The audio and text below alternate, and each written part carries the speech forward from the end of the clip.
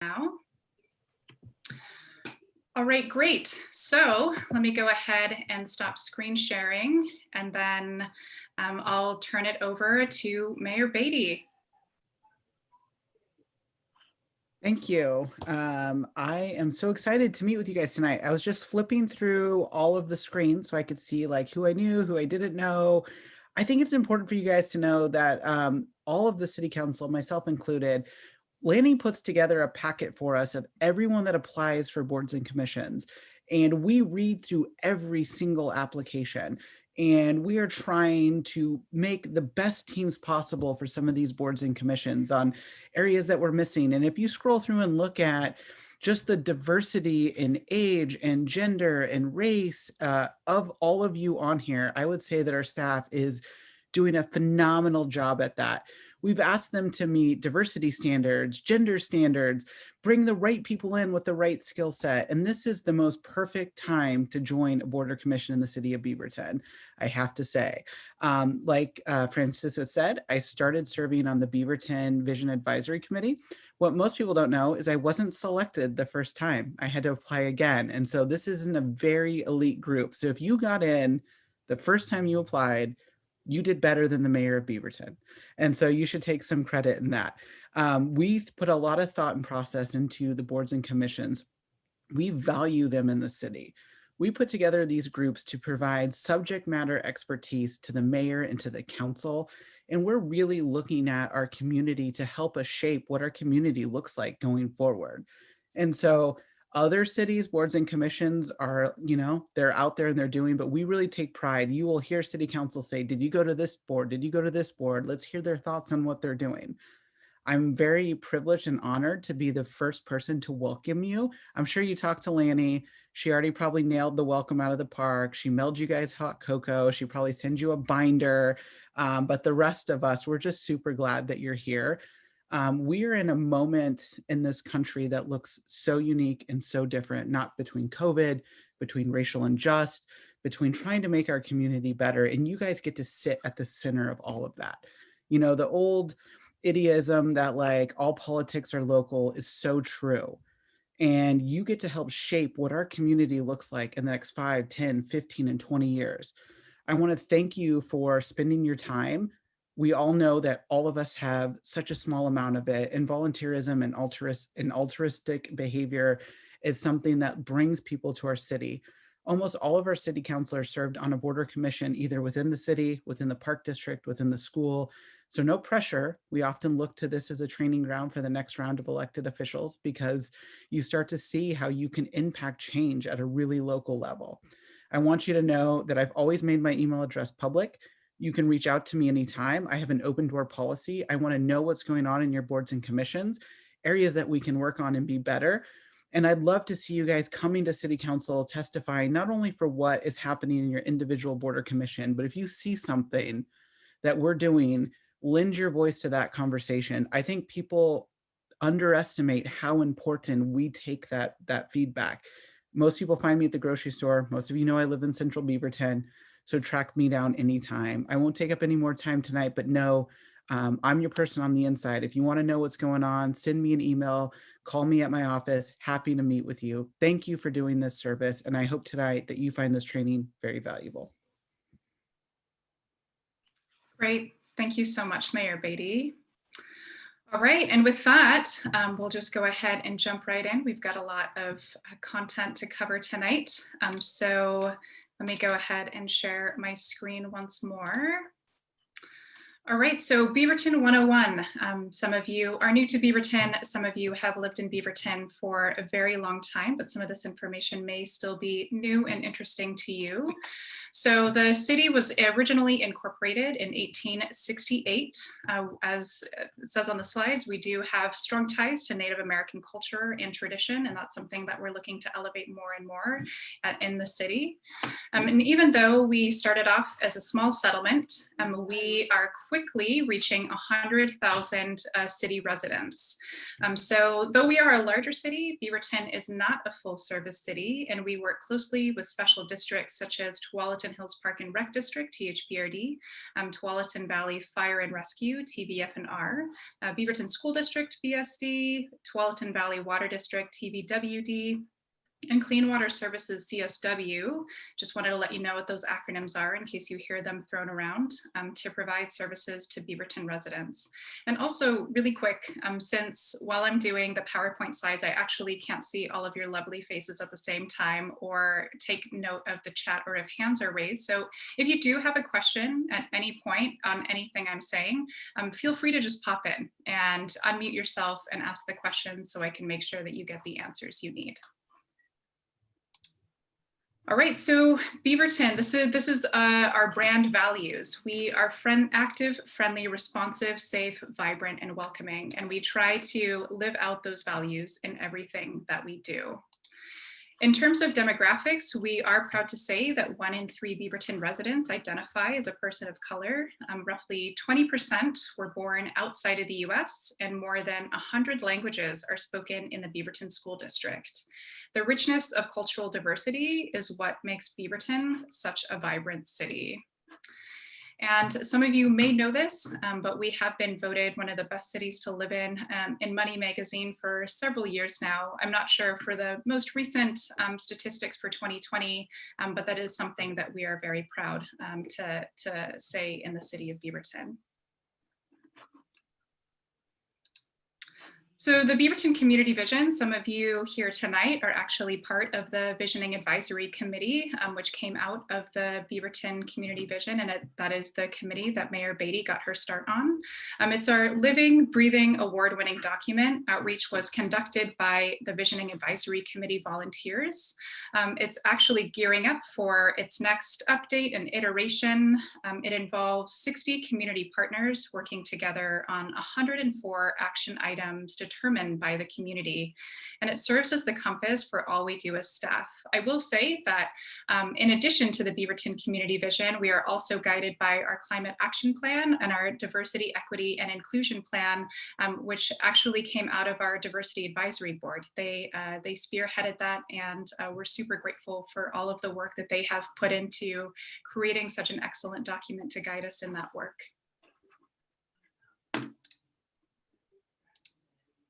So obviously, in your role as a board and commission member, you are a volunteer with the city of Beaverton, but I also just wanted to call attention to other volunteer and public involvement opportunities throughout the city. We don't do our work alone. We rely on volunteers like you in these capacities to provide us with meaningful feedback about city initiatives and projects, represent your respective communities or neighborhoods, and support our city programs. So a little bit about our structure of government and our elected officials. So Mayor Lacey Beatty began her first term as mayor after serving on the city council since 2015. Before serving as an elected official, she volunteered on the city's Visioning Advisory Committee and on local boards. And her vacated city council position will be filled during a special election to be held in May of this year. So if you read through the PowerPoint slides I sent, you'll notice that this is actually a new slide that I just put in there as I felt that it was important to call out since we do have a new form of government. So as many of you know, Beaverton voters voted in a new city charter last May, changing our form of government from a strong mayor to a city manager council form of government. Currently, our interim city manager is Kurt Wilson. We will soon be kicking off our recruitment for the regular city manager, who was slated to begin in June.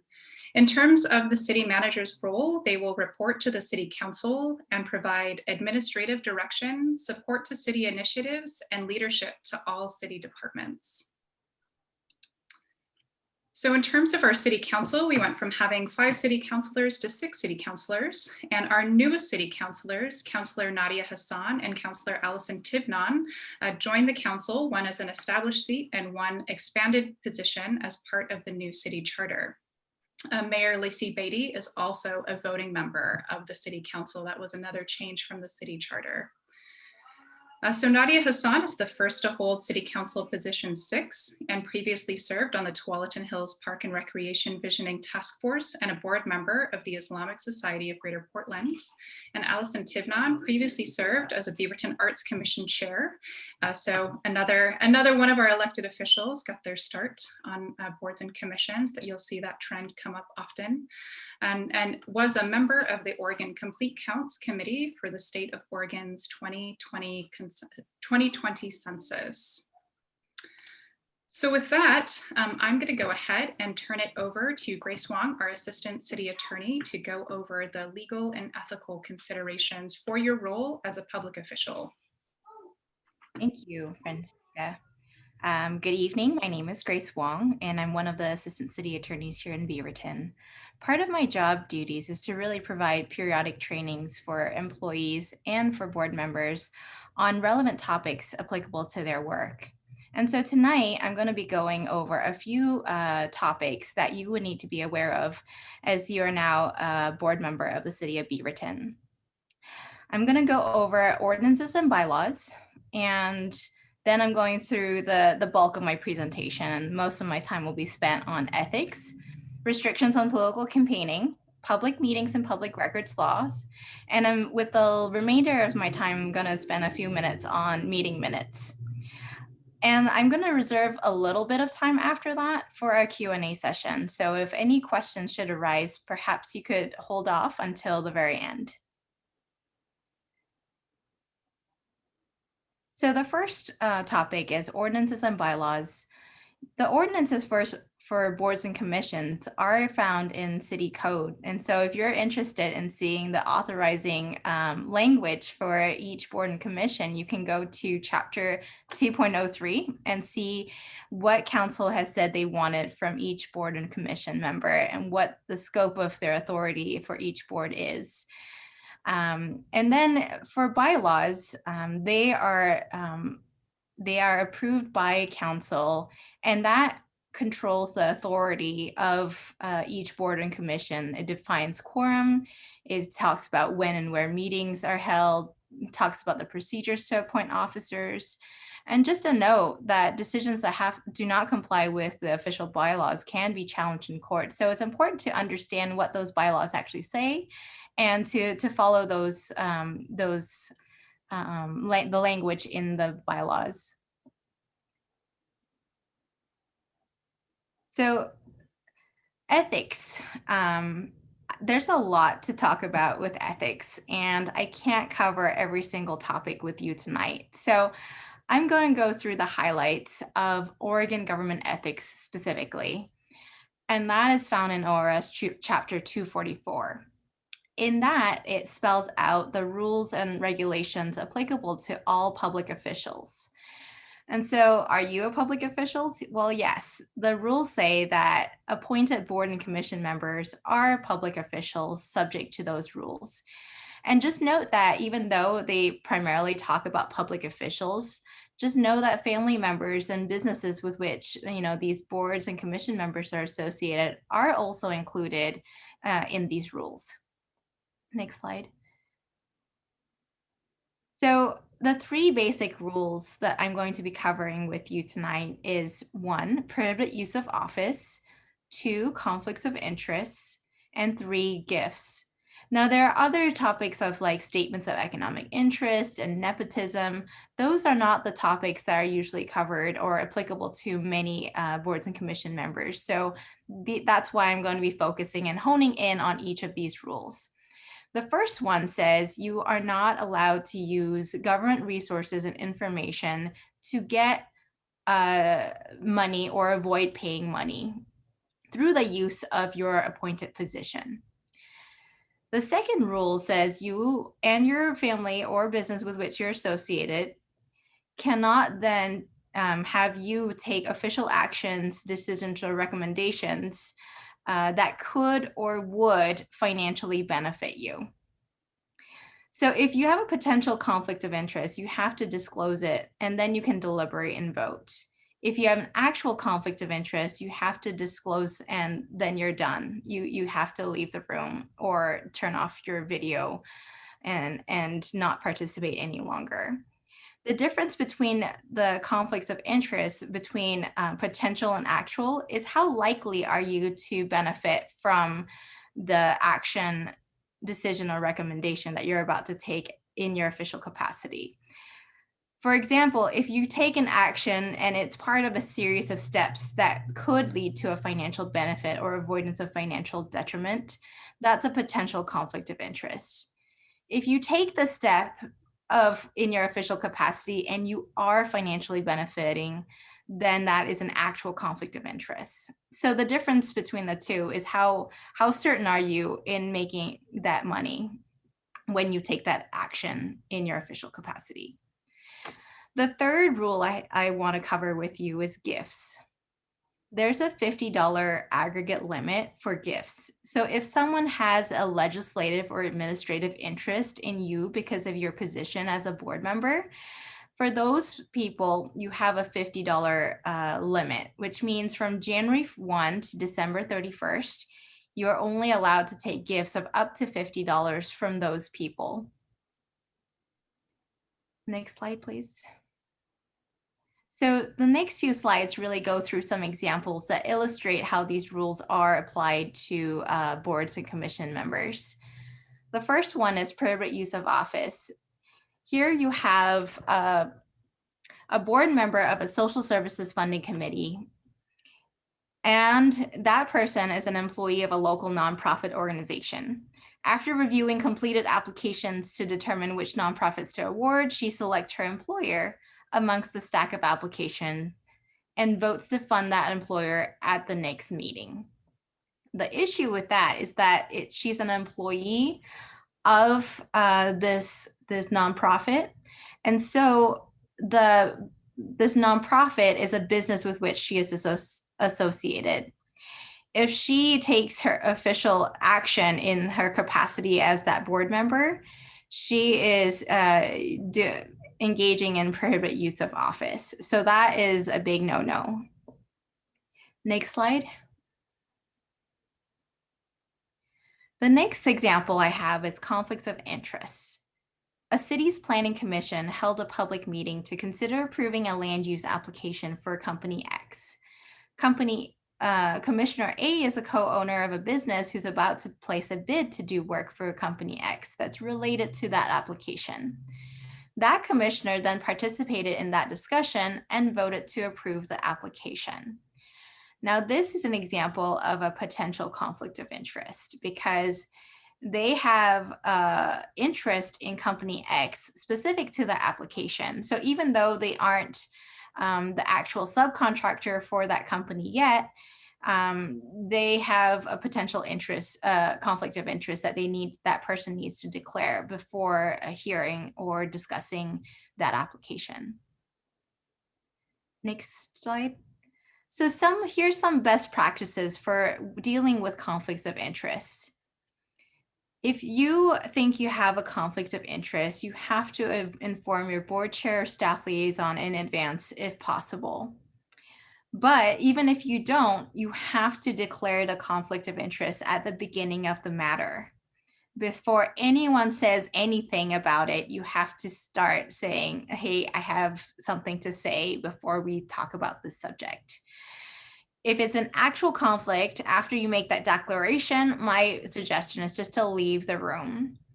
Now with remote meetings, if you're on a video call, I would suggest you turn off the video and mute yourself the entire time. So it's acting as if you left the meeting. And if the matter is continued to another meeting, for example, it took way too long and it's been continued to another meeting, the rules state you have to declare it again. It doesn't matter that you declared it the first time, like 2 weeks back when the last meeting was held. If it's held again, you have to declare the conflict of interest at the time the subject matter is declared during the agenda. And then once these declarations are declared, it has to be written in the minutes of the meeting.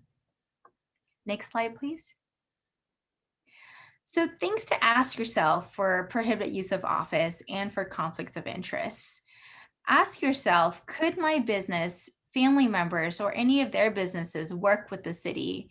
How and in what capacity? Because those are the issues that might need to be carefully thought out when thinking about your official role here at the city as a board or commission member. And the second question to really ask yourself is, what are some possibilities that my position here could financially impact me or them?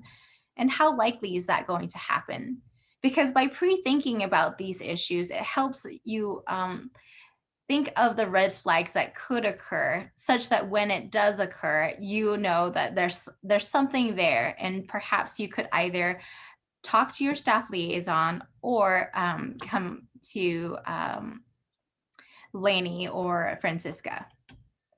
Next slide, please. And the last example I have for you is gifts. Say there's a city council. It's about to vote to increase the maximum height of downtown buildings in its development code in 2 months. Last month, a developer invited Councilor C to watch a Portland Trailblazers game the next day.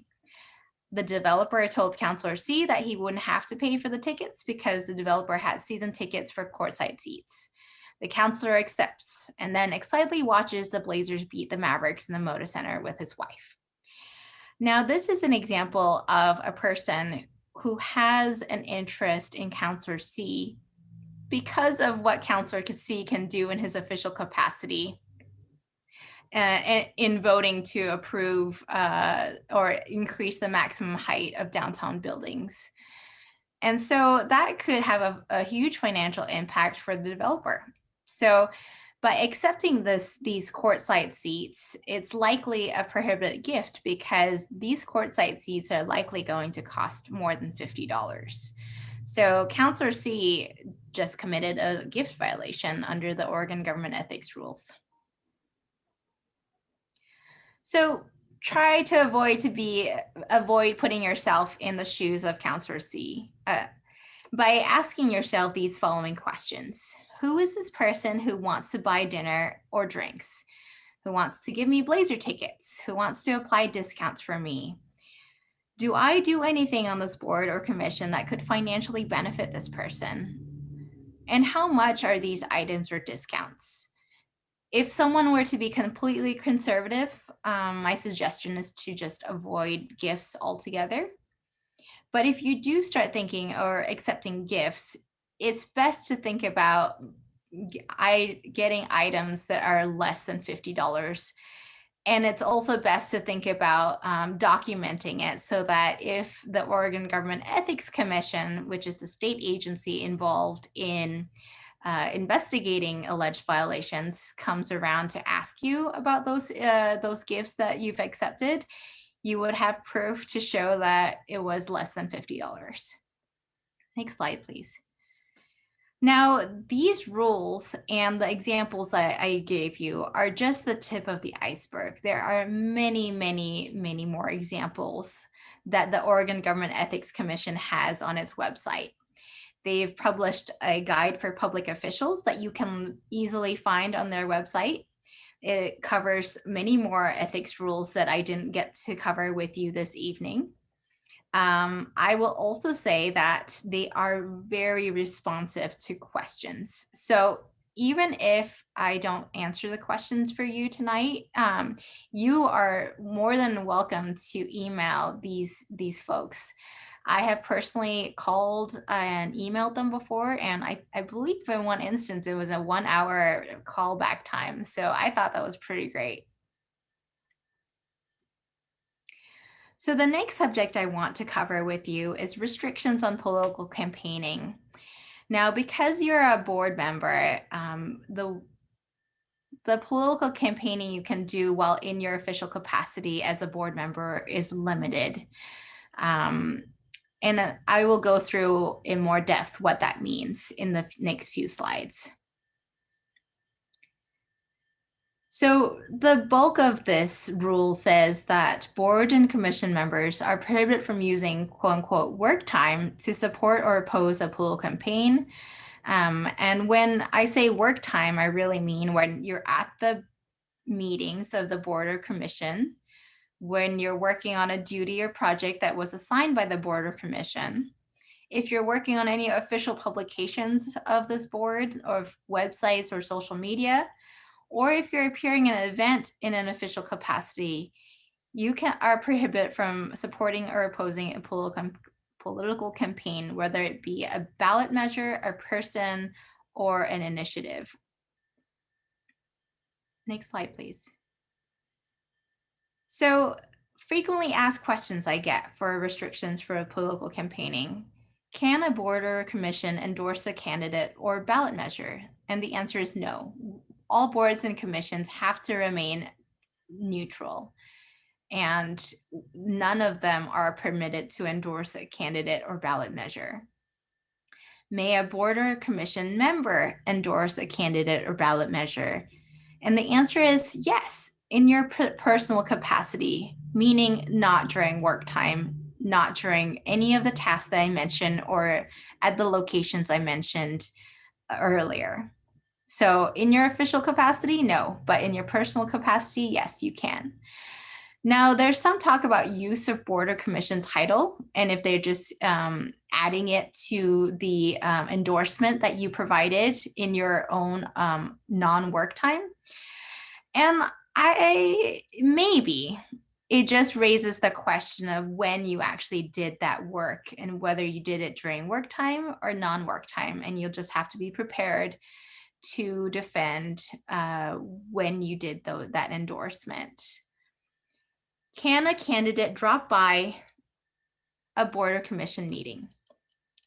Yes, if equal access is given to all candidates. So if it's an election season and one candidate stops by, that's fine, as long as the board or commission knows that all candidates from that position is allowed to be given to that board meeting. So here's an example for how this all plays out. Greg is running for a seat on city council and asks his longtime friend, Susie, a co-board member, if he could get her endorsement for the seat. Susie agrees. She's bored during a board meeting and crafts a statement for Greg during that meeting. She then sends it off to Greg via email. Now, this is a big no-no because she is in a board meeting in her official capacity as board member. She is not allowed to craft that statement during the board meeting because that is a work time session for Susie. So she's not allowed to do something like this. Next slide, please. Here's another example. Greg is running for a seat on city council, like I mentioned before, and asks Susie to get her endorsement for the seat. She agrees. So she writes one after the board meeting on her personal phone, signs it as Susie B, sends it off to Greg via email. Greg uses her endorsement and includes Susie title as the city's board chair next to her name on his campaign webpage. Now, Greg can do this. It just leads to questions again that Susie might need to defend, that she was doing this on her personal time and not during any time of the board meeting. So she did everything right. Greg probably should have asked her about using her title, but he could still do it. He just creates more of a headache for Susie, who then has to, prove that she used non-work time if ever questions got sent to her. So I only covered, again, the tip of the iceberg just because of the presentation time I have with you. The Secretary of State Elections Division has a bigger pamphlet that has many more examples on the restrictions and the specific section on appointed board members. I highly recommend that you take a look at it after, just to familiarize yourself with these restrictions, just so that if there's a political campaign going on, you know what's allowed and what's prohibited. Next slide, please. So the next topic I have for you is public meetings. Oregon law has a specific section on public meetings law. It says that boards and commissions are subject to the public meetings laws, and subcommittees if they are if they are authorized to make decisions or recommendations to a full board or commission. So when is a meeting subject to public meetings law? Well, you need quorum and deliberation of public business. Now, public meetings law says that meetings have to be open to the public, and you have to notice your meetings to make sure that the public is aware that the meeting's about to occur. So if you have reply all emails, that could constitute a violation of public meetings law because there was no noticing that occurred beforehand. There was no information sent to the public about what you're going to be covering in the agenda.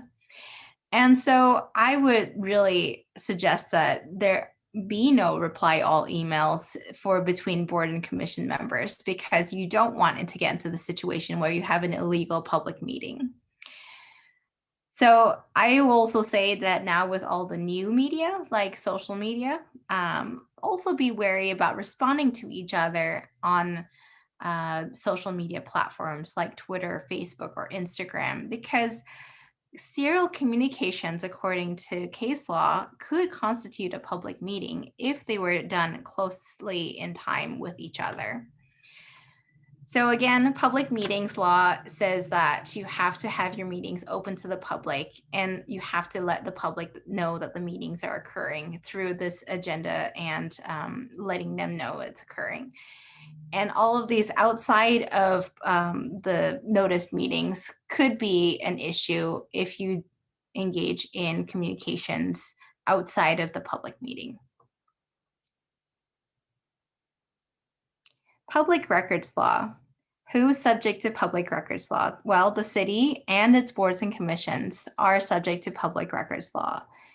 The records that are covered are any writing that contains information relating to the conduct of the public's business, prepared, owned, used, or retained by a board or commission, regardless of physical form or characteristics. That means that things that you write on, materials prepared for meetings, notes taken before or during a meeting, emails that are sent to staff liaisons or between each other. Again, caution though, don't do that contemporaneously with other board members. And social media posts made on behalf of boards or commissions, all of those could be considered public records law. And that means that if any one of the public requests these public records, we would have to work with you to provide them to the public. So my tip for everyone here tonight is to really store all your materials in one location so that you know where everything is. And that CC your staff liaison whenever you're doing board business so that we have a record of it in our system already, so that we don't have to consistently go to asking you for these emails. Next slide. And lastly, a few minutes on minutes. Bodies that make final decisions generally need more formal minutes, like generally the traffic commission or the planning commission. But advisory bodies can have shorter to the point minutes. So Lainey and Francisca has templates that just really show you the minimum requirements for minutes. And that includes the date, time, location, attendee names, and the decisions that were made for each agenda item, like who made the motion, who seconded, and what each person did for the motion. Motions that died because they didn't have a second, actions taken by consensus, tasks that were given to staff or members, new business on agenda, and the next meeting date and time. So some tips: if you need, if you have questions, ask the staff liaison for clarification, or Lainey or Francisca, and just stick to the facts of what happened and try not to use any inflammatory language in these minutes, because these minutes are kept forever. So there's no deletion of minutes. Do you guys have any questions for me at this point? I am open to taking them now.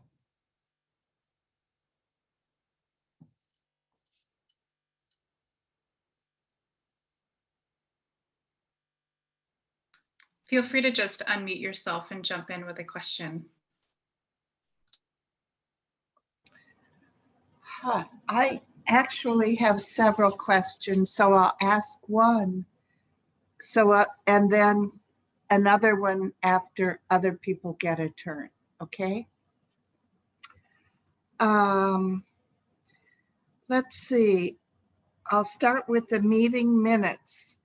It says actions taken by consensus. What if there was not consensus on it, but the majority rules, so the action is going to be taken?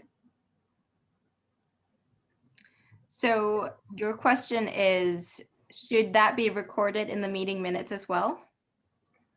Well, any actions that you decide to take is surely in the minutes, right? Yeah, so we generally record high level what occurred in each heading of what was going to be decided by the board. So yeah, we include a summary of each thing that was taken. Okay, but the action is voted on and say 7 out of 9 said, yes, we're going to do it. That's not consensus. Can you go to the slide, please, Francisca?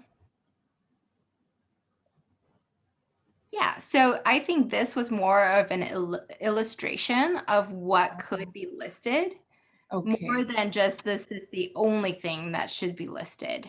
okay. Grace, this is Eric Schmidt. If I might jump in, I've been a recorder, and it's been my experience as a recorder that we record the ayes and nays on contentious issues for the minute. That is correct. And we list it by name. Yes.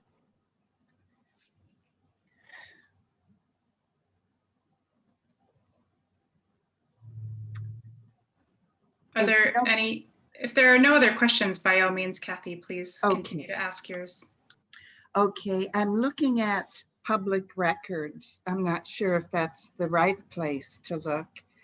A member of the public asked me for the draft of the recommendations that went to City Council on Tuesday. She asked me for that about 2 hours before the meeting. And of course, they were in public. Can I go ahead and send that to her? Is that a legal thing to do? Yeah, that is, you can send that to her. Okay. Thank you. Good, because I did it. And I was a little bit concerned about it. Then how do the advisory board members get communications from the public? So if it is sent to one of us, do we send it to our liaison to send to everybody? Or if it gets sent to the liaison, does the liaison automatically send it to everybody? Or does the liaison have the right to filter? So are you asking if a member of the public has a question, then that sends over to one of the boards and commission members? How should that be dealt in terms of giving that information to the rest of the board members? Is that your question? Yes, and it could be a question, it could be a 2-page statement that she would like board members to know from her. Does that go from the liaison to all of us then? Yeah, Automatically? I think the safer route to handle that is to give it to your staff liaison for distribution to the full board, just because of the risk, like I mentioned before, for public meetings, because Yes. you send something out and the risk is so great for someone to respond with how they feel about what was sent, that I just think it's easiest if the staff liaison gets the question and then flows out to the board members. Okay, so I should probably, just for consistency and safety, if someone asks me for a draft of that recommendation, I should let him know that she asked and I sent it to her. Is That one, I think, is slightly different because it's not something that she asked for information from you and not you getting Yes. information from someone else. Okay. Because you already had the document, and I think it's fine just to send out that way. It's just my concern is to avoid getting into public meetings unintentionally when board members start communicating with each other over email. And it's within the board's Yes. jurisdiction, these subjects that should really be noticed and given to the public that they're going to be talking about that subject. So let me make sure I understand that part of the ethics. If it's okay for two people on the board to communicate even about an issue coming up, but their emails should be sent to the liaison so he can archive them. Is that right? Yeah, that is, Okay. that is exactly right. You hit the nail on the head. Okay, good. Okay. I wrote questions throughout this paper. So in just a minute, I might have more. Thank you, Kathy. Those are great questions. Yeah, these You're are very good questions. Thank you. And May I just chime in? I'm also a staff liaison for our board too. So I just want to say that they're a resource for you. So when these things come up, just feel free to communicate with your staff liaison and say, I have this question. And they're going to be able to know what to do next. And so don't be afraid to get them involved right away. And I always recommend that you CC them on your correspondence too, if you are sending out some information, just so that they're in the loop of what's been requested, and then they might see something that you might not be aware of as well. But I just want to reiterate, they're just a good resource for you, and we'll be there to help answer these questions as they pop up. Okay, thank you. I'm very glad of that resource. And then just a curiosity question. At the beginning of the presentation, you said that Beaverton has close ties with the original Native American community here. Do you mean historical close ties or current? I mean historical ties. The work that we're doing within the city of Beaverton to elevate diversity, equity, and inclusion is part of that, is honoring Native lands that Beaverton was built upon, whether in naming processes or land use acknowledgements before public meetings. Those are things that are currently in development. Okay. Thank you. And I do appreciate that acknowledgement too. We're all kind of catching up on that right now. For sure. For sure. Yes. Thank you, Kathy. We so appreciate your questions. Glad to have you. And I have just one more. Of course, sure. Actually a dual question. And it's from page 4. There was the second slide on page 4 says, had taken some data on housing and the percentage of residents who believe the overall quality is excellent or good. Yes. I'm on HRAC. Yes. So that's why I'm asking these questions. Of course. What percentage, how did the percentages of the answers break out into ethnic percentage? How many people of color said Sure. pretty good and so on? And did you follow up those questions with why or why not? Yeah, no, those are really great questions, Kathy. So this was research done by Probalski.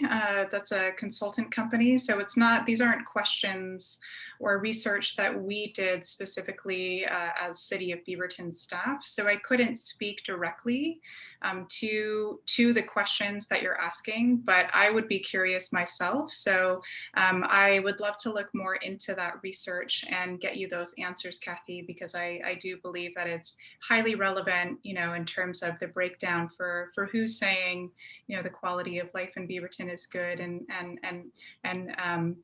how that's reflective of the various demographics that we have in Beaverton. Thank you, Francesca. I look forward to getting that information. Absolutely. Did you have any other questions at this time, Kathy? No, I really appreciate this opportunity that you and Grace brought to us. You're And the very hot welcome. chocolate. You're very welcome. Are there any other questions before we move on to the next segment? Grace Wong has left her contact details, but obviously this is a really great opportunity if you have any curiosities or questions, you know, to have her right here to be able to answer those in person. I had one question. It seems really difficult to differentiate between time you're on the job, so to say, and time you would be spending, you know, running for some office or something like that. How it didn't mean it wasn't quite. I mean, how would anybody avoid this? I mean, I'm looking at the current mayor. She was a council member and ran for mayor. That must have been not the easiest way of separating those two things. How would one make sure that that doesn't happen? Well, my suggestion is to really clearly delineate and recognize when you're in your official capacity as a board member. So obviously very easy to do when, you know, the board meeting is occurring, super easy to tell that you're in your official capacity. The other times is like, what job duties have you been given by this board, you know, to do? Like, are you in charge of the website? And are you working on that website at the time you are, you know, communicating with someone else about the campaigns? That is just delineating in your brain what you're doing at the time and figuring out what restrictions you need to put around those times is really helpful. So just identify for yourself, like, this is my work time for a board member, and I'm going to be doing this. And so no political campaigning can occur during this time. And then outside of that, then that's when you can get to do what you need to do to campaign. So it would probably be also good to keep track of that in some form. Yes. Yeah. And then the other question I had, the difference in going out of the meeting if you realize you have a conflict of interest, but not leaving the Zoom meeting or the virtual meeting.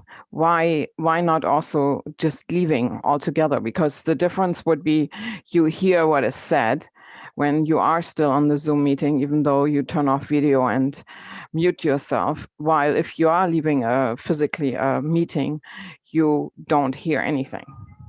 Yeah, so that's why I have it as a best practice. You're not required to leave the meeting, but you're not supposed to actually like talk about it or even show any gestures. That's why I said that's what you have to do.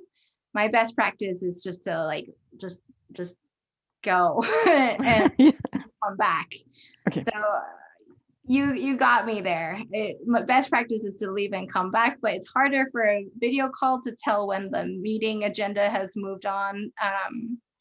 But perhaps smarter minds than I have figured that part out. Well, maybe you can just like if you leave the meeting, you get called back. You can also do the same thing with a virtual meeting, right? You can have somebody send you a message. You can come back and you can Zoom back in or whatever, whichever form of virtual meeting you have. I mean, that could be just as well. That's true. You can do that. Yeah. Okay. I just wanted to figure out if there was a specific idea. Now I understand why you said that. Thank you. No problem. I also appreciated the pun of zooming back into the meeting. I just wanted to mention that. That completely zoomed by my head. All right. Are there any other questions? Okay, well, thank you so much, Grace, for that super comprehensive and informative presentation. We are always so grateful to have you here. Thank you for having me. All right, so we'll move on to the boards and commissions overview. So there is a distinction between a decision-making board and an advisory board.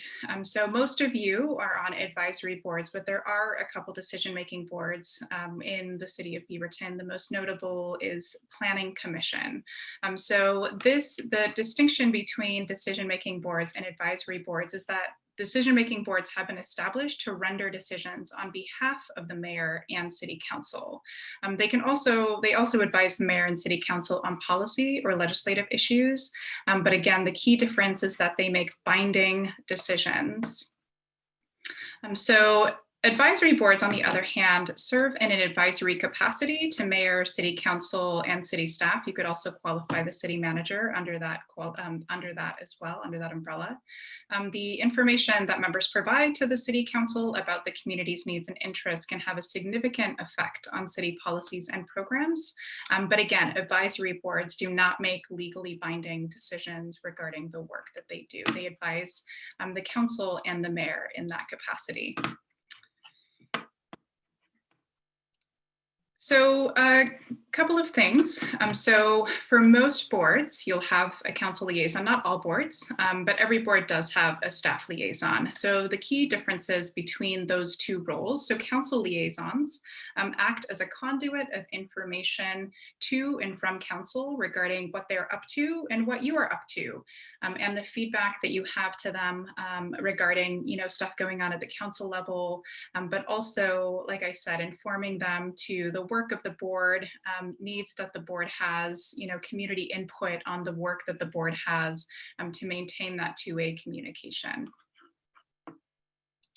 Staff liaisons, on the other hand, are internal city staff that are there to support you. They also have a whole host of regular duties to attend to day-to-day. So they are full-time staff in their staff capacity, and then they are, in addition to that, they are staff liaisons to your board. So with that, I just want to make note that while the role of staff liaisons is to assist the board, they are assigned to board members must keep in mind that staff are professionals, like I said, with considerable work responsibilities, and that staff liaisons are really there to work with the board, but they do not work for or at the direction of the board itself. So these are just a few suggestions that we've found that may be useful for you to think about as you develop your own style and sense of responsibility to the work of your board. And so I just have a couple of slides. They were all in the PowerPoint slides that I printed. And these are all part of a library of resources that we in the neighborhood office have developed specifically for our board and commission members to help them be successful in their roles. So as you saw, there are recommendations on what makes an effective board member, what makes a high-performing board, and then these are characteristics of successful board members, and more on that and those resources in just a minute. So in the neighborhood program, I just want to give a moment. You heard from Lanny Parr just a moment ago. She's the program manager of the neighborhood program. So before I get into who we are, I just want to give her the opportunity to say hello. Obviously, you all know by now that you'll be receiving correspondence from me periodically, but you'll likely also see her name on those emails as well. So in case you're wondering, let me turn the floor over to Lanny so that she can just say a few words. Well, great. Thanks, Francisca. And thank you, Francisca, for putting on this evening's training. You know, if you haven't already figured this out already, Francisca really is the glue behind our boards and commissions coordination.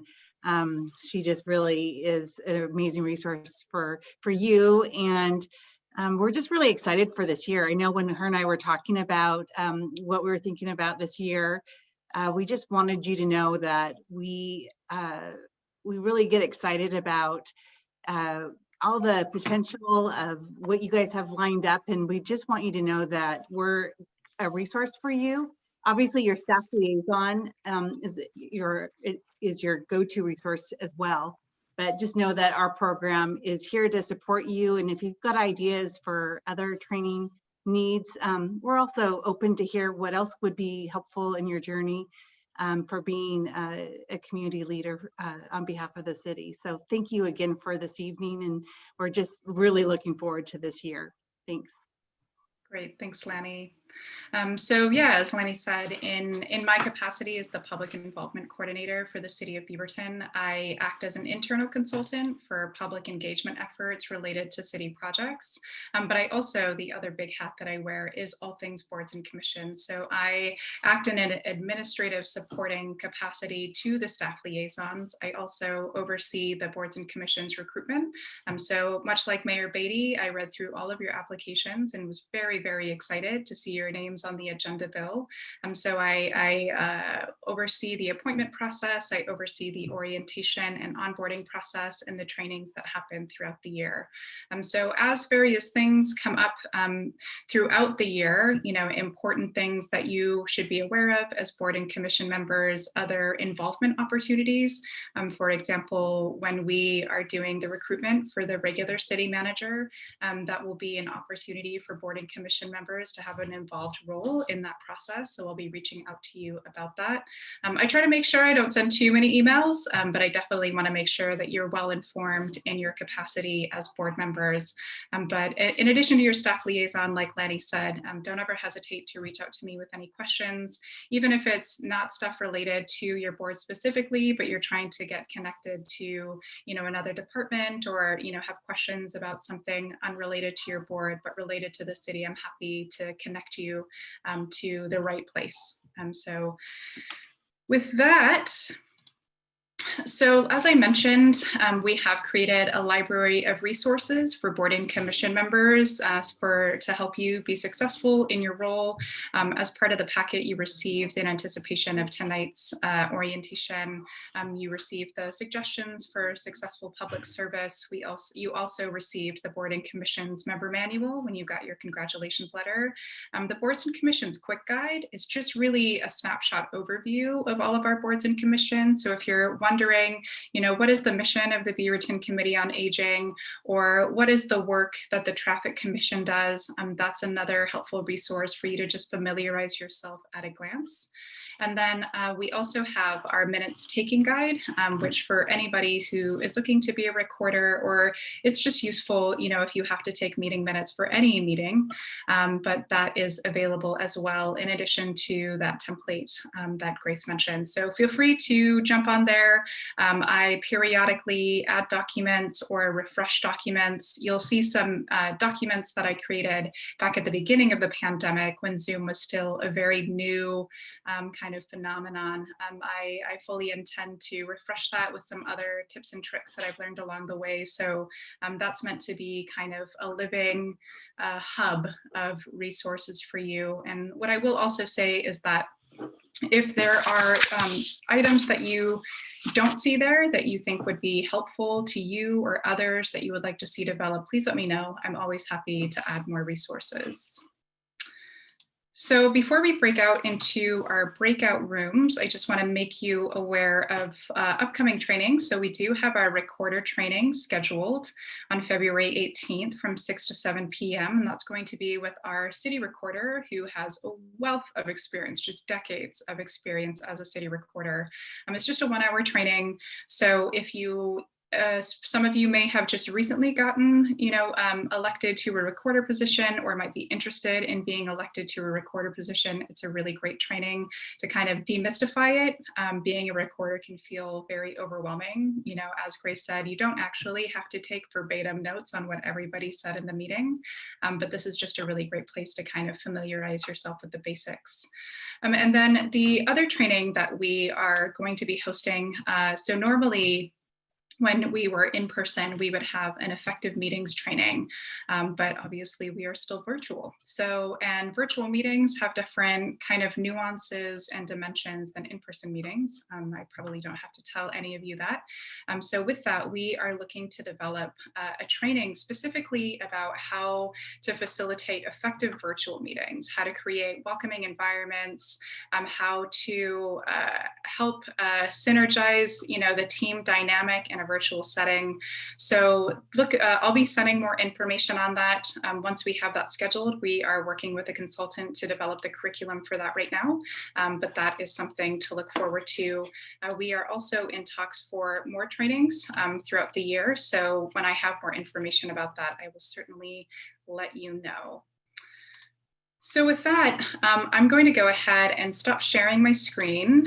I am going to put you into breakout rooms. It's going to take me just a minute here because I can't just do it randomly, since I have specifically invited board members who are current board members, sitting board members, to join us tonight.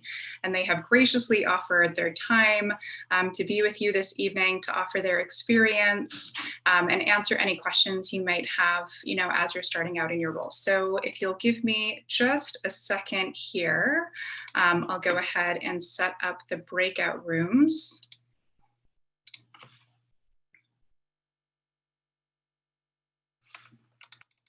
And again, thank you to the board members who are here this evening. So, and I'll just quickly call them out by name. So Eric Schmidt is a member of the Beaverton Committee for Community Involvement. Joy Stevens is a member of the Human Rights Advisory Commission. Teresa Payne is a member of the Diversity Advisory Board. Birgit Miranda is a member of the Beaverton Committee for Community Involvement. Monica Australia is a member of the Diversity Advisory Board. Wade McJacobs is on the Visioning Advisory Committee, and Joe Wallachy is also on the Beaverton Committee for Community Involvement. So again, thank you so much for being here.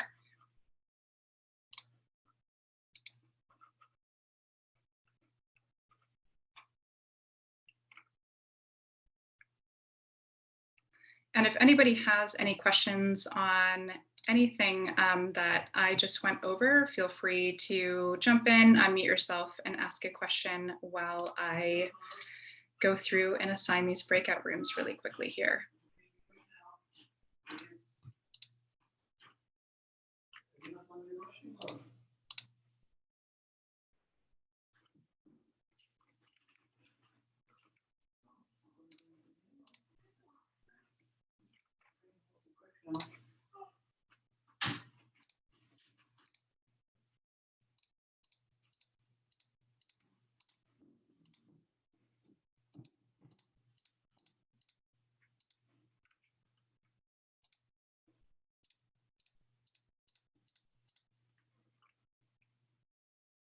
And for these breakout rooms, we'll have about 20 minutes.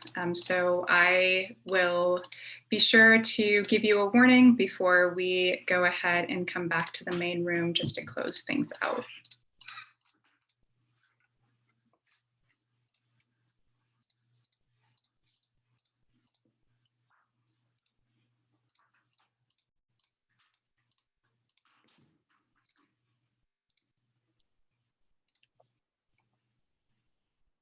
All right, great. I will go ahead and open all the breakout rooms and have fun getting to know each other and asking some really great questions.